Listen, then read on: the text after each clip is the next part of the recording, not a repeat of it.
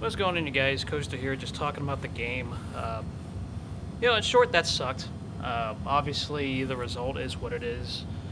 The Sharks didn't play bad, but obviously the Blues were a little bit better defensively. I thought the Sharks held their ground defensively as well. At least they didn't take too many dumb penalties and concede a lot, so that's a good sign.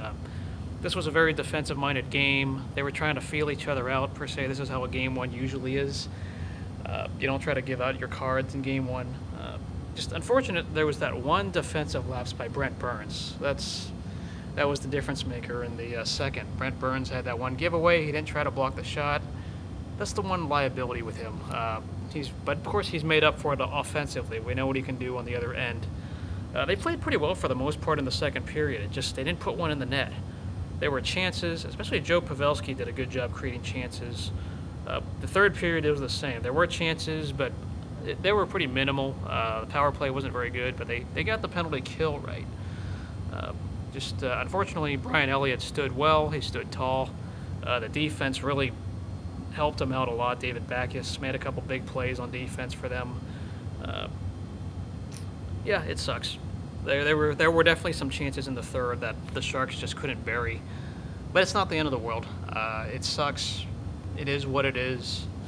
I thought the Sharks played all right. They just weren't great. The thing that's weird is they haven't won on the road since the Kings series. We all talk about road ice advantage, and right now they haven't won a game outside the state of California, so that's not a good sign. But they weren't bad. They were just kind of average, so trying to get used to the opponent. But there were chances that just did not go in. Some puck bounces didn't go their way, and so on and all that. So, there's really nothing we can do about it. They were getting outplayed in the first period before Pavelski got the rebound, so there was that as well. I do give credit to Peter DeBoer for one thing, and that's playing the fourth line. Usually teams will not play their fourth line because they don't trust him, but Peter DeBoer is trying to balance everyone out, trying to give depth, and I think the Sharks are capable of doing that. But I said in my preview that teams who commit to defense usually beat the Sharks, and I think this was one of those games where that was the case. The Kings this year didn't have the personnel on defense like in the past, and the Predators just don't have the talent level that the Sharks do, but the Blues do, and they can match up well. They're showing up and all that, bringing out the best, but it's not over.